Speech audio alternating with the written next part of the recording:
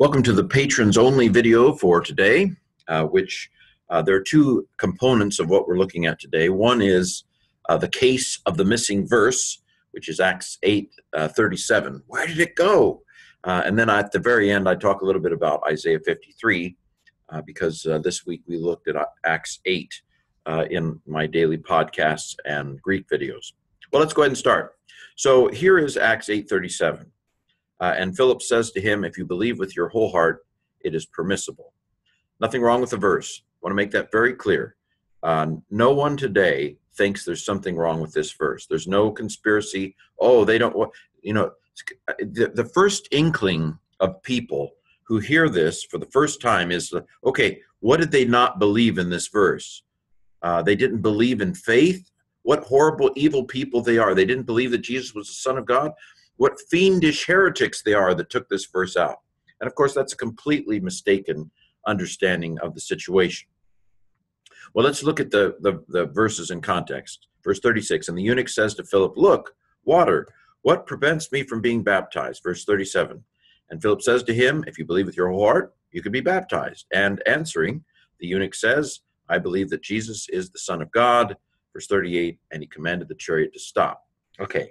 Nothing at all wrong with these verses. I would be perfectly happy if this verse was original. It just probably isn't. Okay, so textual criticism, again, the truth really doesn't care about whether we're offended or our feelings are hurt or whether we go, frankly, the truth doesn't care if we go into a faith crisis. Now, what do I mean by truth? I mean, what is the case? Obviously, Jesus is the truth, but that's talking about truth in a slightly different way. We're talking about, is this a cup? Is this not a cup? Truth in that sense. So there is a truth question. Was this verse in the first copy of Acts, or wasn't this verse in the first copy of Acts?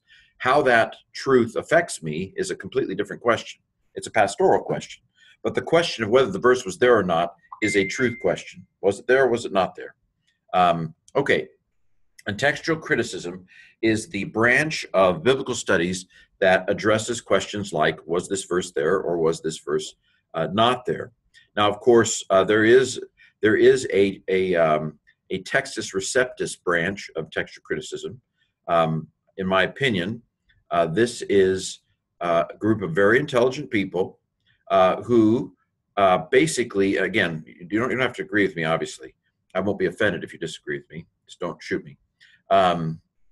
That people who grew up with the King James and loved the King James, and so when they found out about this stuff, instead of going with the most likely conclusion, as is often the case, they use their intellect to try to find a way to come up with a less likely, that sounds like it's likely, right?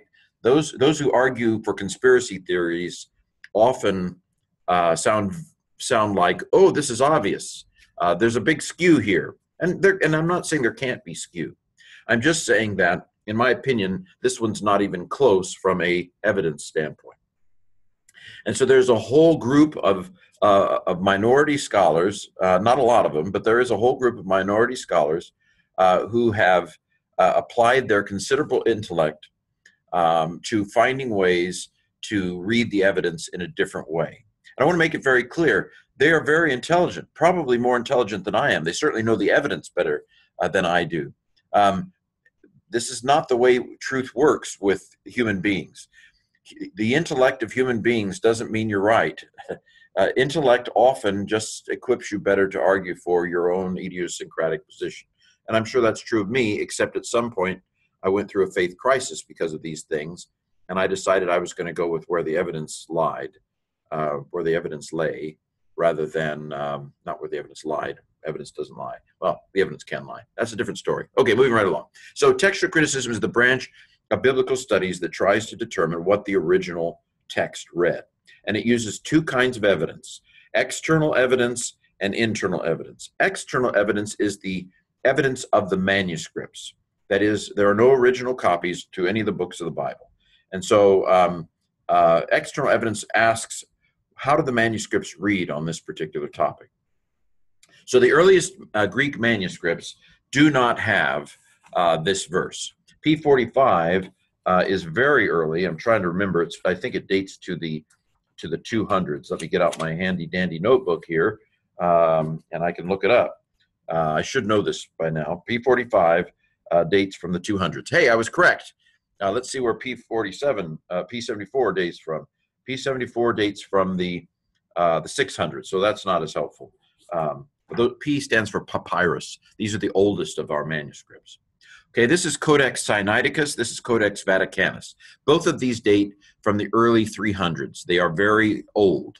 And of course, it was these two manuscripts that led the way in overthrowing the Textus Receptus. The Textus Receptus is the Greek text behind the King James Version.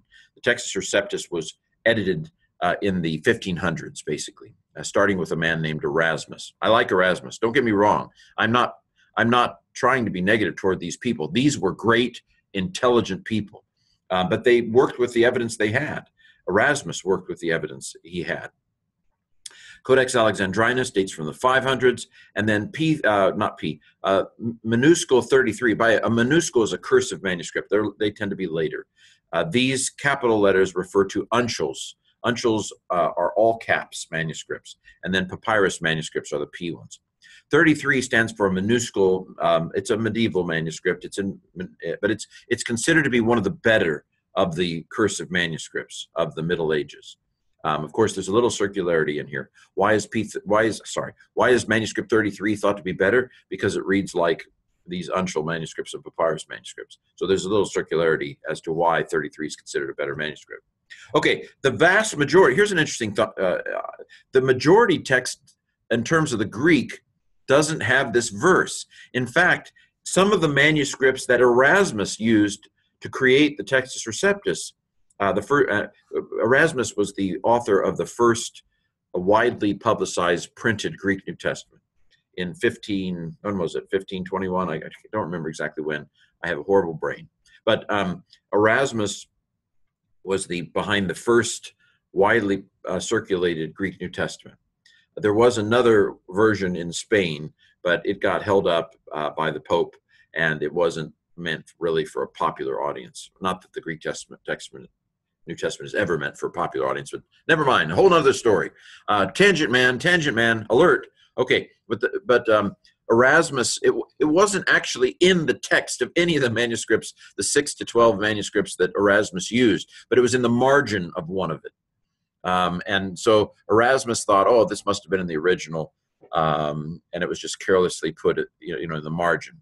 So he put it in. So it isn't even in the majority of Greek manuscripts. I think I saw a statistic, I don't know if it's true or not, that only 1% of Greek manuscripts have this reading in it. Of course, we don't count manuscripts, we weigh them. That's a principle of textual criticism. Manuscripts are to be weighed, not counted. So it's not in most of the Syriac manuscripts, not in most of the Coptic, these are languages, not in most of the Ethiopic languages, it's not in most of the Vulgate manuscripts. Interesting. The earliest known New Testament manuscript to have it, which is Codex E, dates from the 500s.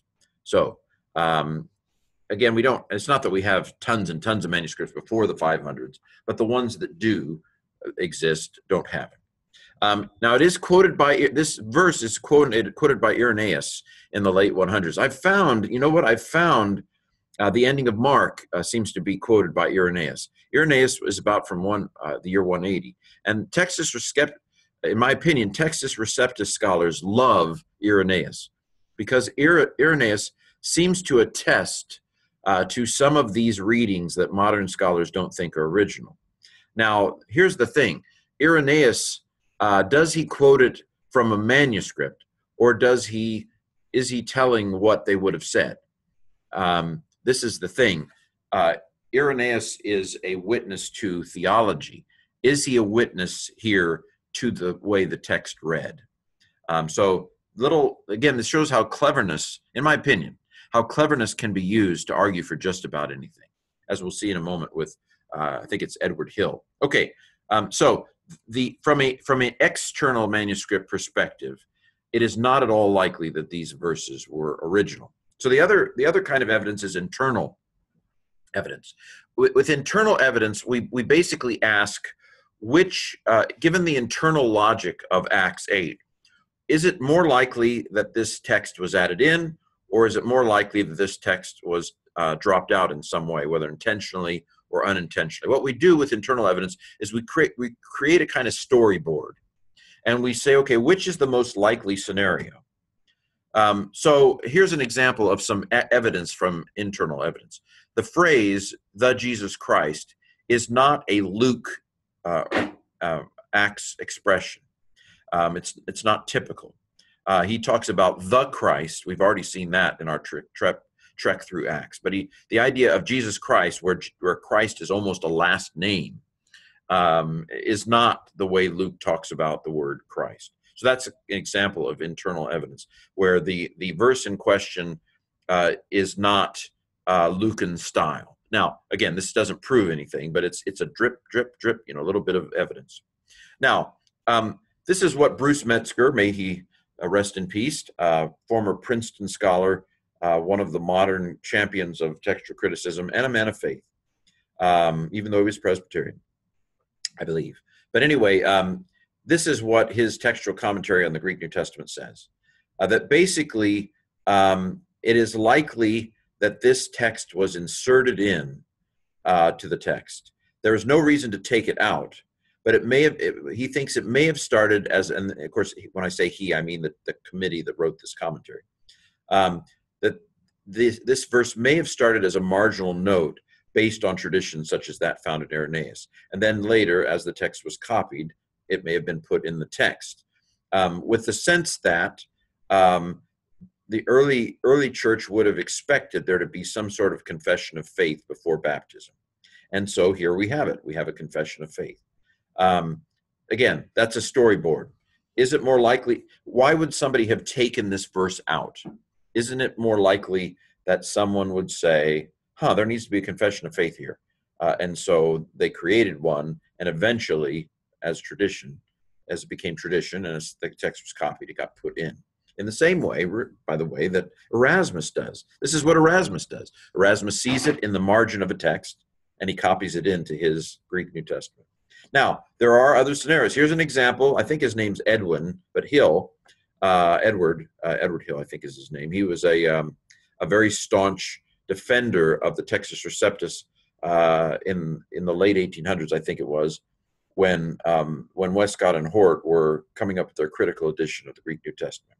By the way, it's not enough to attack Westcott and Hort. That's what some enemies of modern translations attack Westcott and Hort. But as you can see, we now have papyri that predate Sinaiticus and Vaticanus. And textual criticism was around before Westcott and Hort. So you can't, if you were to go back in time and make sure that Westcott and Hort never became scholars, the same things would have eventually come forward because they were already in the water. Okay, so here's an example of someone applying their intellect, in my opinion, to come up with a plausible second storyboard. So Hill argued that this verse was taken out around 300, just in time for Sinaiticus and Vaticanus, because people were delaying their baptism. And so the idea that Philip would be baptized at the first point of his coming to Christ wouldn't have been attractive. Well, if I understand him right, this is stupid, because the text says that the Ethiopian eunuch was baptized, right? If you don't believe in baptism when you become a Christian, then you should take the baptism out, not the confession of faith. Now, I may be skewing him. I usually am. But no. Okay, so from an objective standpoint, this verse is not at all likely to be original. So the only reason why people argue that it is original is because they're sentimentally attached to it. Now, this is my belief. Now, I may be wrong, but this is my belief. And I understand it because I grew up with the King James, right? I grew up with the King James. And so you grow up hearing sermons on this verse, right? You grow up hearing this verse. And then you find out that the NIV doesn't have it in it. Oh, these evil NIV people, they must be ungodly heretics. I bet God judged them, And then you write books like New Age versions of the Bible that argue these sorts of things. So this is not a conspiracy. This is just the facts, ma'am. This is purely a matter of scientific objectivity. And from a standpoint of what is likely true, this verse is almost certainly not part of the original of Acts. Is it a bad verse? No. I'm not even necessarily opposed to people preaching from it because it was in the manuscripts. Well, actually, it wasn't in the majority of manuscripts. Anyway, it's a good verse. Well, there you have it. Acts 8:37, and and I mentioned in my podcast the reason why there's no verse there is because the verses were added in the Textus Receptus. The verses were added in 1550, I think it was, by Stephanus. And so when we then discovered that this verse probably wasn't original, what are you going to do? You're going to renumber everything? No, you're not going to renumber everything. That would create all kinds of confusion. And so they just left the verse out. There's just no verse there because the original manuscripts don't have it. And as I also said in my podcast, this is not a new thing. This is so hard for people to get their common sense around. The King James is a very late text. The NIV is a very, very old text. The Greek behind the NIV and the ESV and the NASB and all modern versions, pretty much, except for the King James and New King James. The Greek text behind them is much older, about a half a millennium older, 600 years maybe older than the text behind the King James. The King James is a medieval text. It is a late text. And so just because in English the King James is older than the NIV doesn't mean that the underlying Greek is that way. Okay, let's move on. Servant of the Lord in Isaiah, in Deutero Isaiah. Again, Deutero refers to the second part of Isaiah. Isaiah is often divided into three parts. So you talk about Deutero and Trito, Isaiah. Deutero is Isaiah 40 through 55. Now, whatever you think about authorship, it's clear that these chapters are talking about the return of Israel from Babylon. We know this because Cyrus, king of Persia, is mentioned, right? And he sent Israel home about 538 BC. And so that is the timing, the time. Now you can say, as John Oswalt does, that this is Isaiah having a vision of the future, or you can go, as most scholars would say, that this is a added section, an appendix, as it were, to the earlier Isaiah material. There's nothing inductively that would lead us to think that Isaiah is writing 40 through 66. That is, Isaiah's name is not mentioned in those chapters. It's clearly a different setting in those chapters, and the present tense of those chapters is in the late 6th century. So why would we even think Isaiah wrote it? It would have been on a different scroll even, right? Because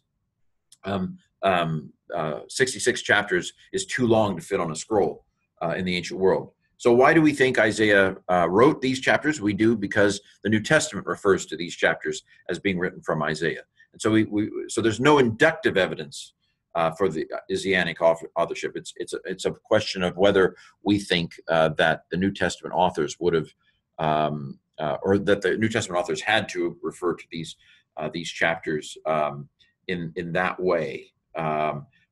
So the question is, were they simply referring to these chapters given the conventions of their days, given their paradigm and their worldview, or is this a divine imprimatur on authorship? So we don't have to know anything about. We don't have to draw any conclusions on that to be able to talk about Isaiah 53.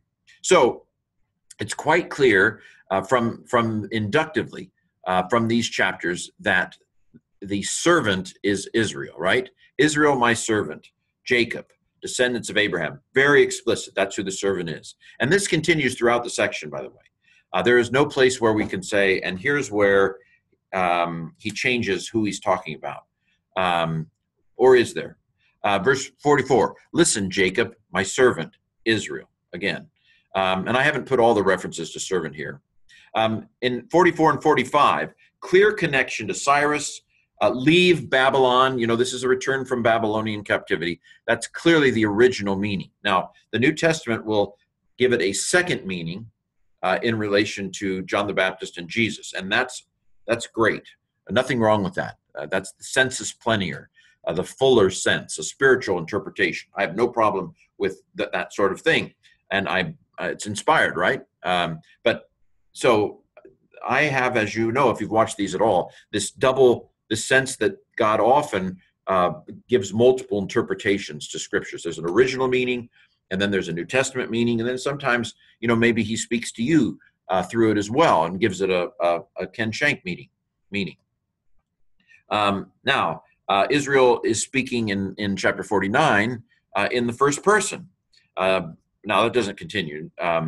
The servant is calling to the dispersed of Israel. Who is speaking? Now, I said this in the podcast. You can see where the Ethiopian eunuch can begin to get confused.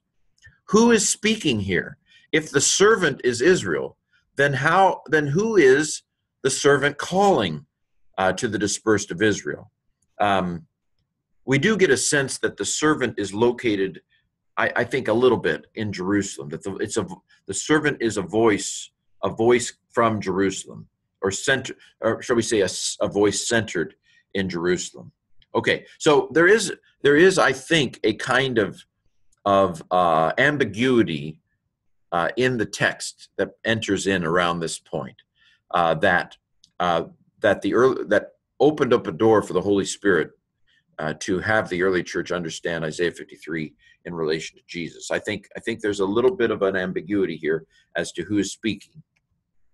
Isaiah 53. Okay, so as I looked through this again this morning, and it seems to me that so here's the question: how would a Jew have understood Isaiah 53 in the year 500 or in the year 450 BC? How would a Jew have read Isaiah 53?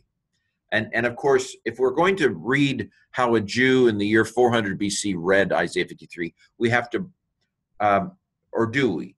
We kind of bracket our Christian glasses for a second, bracket our New Testament glasses, and we try to get back into the head of somebody who didn't know everything about the New Testament. How would they have read it in the year 400 BC?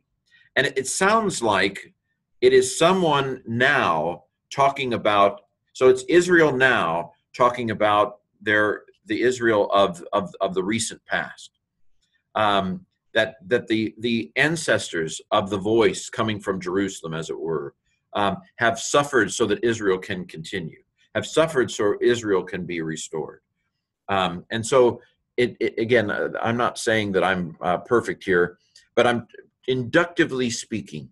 It seems to me that Isaiah 53 would have been understood to be the voice of something like present Israel, speaking of the Israel that had suffered for Israel's sin, allowing Israel now to go forward. But like I said, this is an ambiguity, right? It's like, it reminds me of those 3D pictures where you have to stare beyond the picture for it to come out in 3 dimensions. You can see where the earliest Christians reading Isaiah 53 would now see a Jesus overlay to this chapter. So the words are set up fantastically to refer to Jesus as the one who bore Israel's sins. It reads really well that. I mean, we know this, right? We read it that way. And this is a Christian way to read Isaiah 53, and it is inspired and it is perfectly appropriate, even if there may have been a purely Jewish way, and still is today, of course, a non-Christian way of reading these verses in terms of what they meant for Israel in the late 6th century BC. Well, okay, this has been my video today on a couple things here, and feel free to start a discussion somewhere on YouTube or on Facebook or in Patreon, wherever you want to do it. And hope you have a great weekend and a blessed services tomorrow in worship.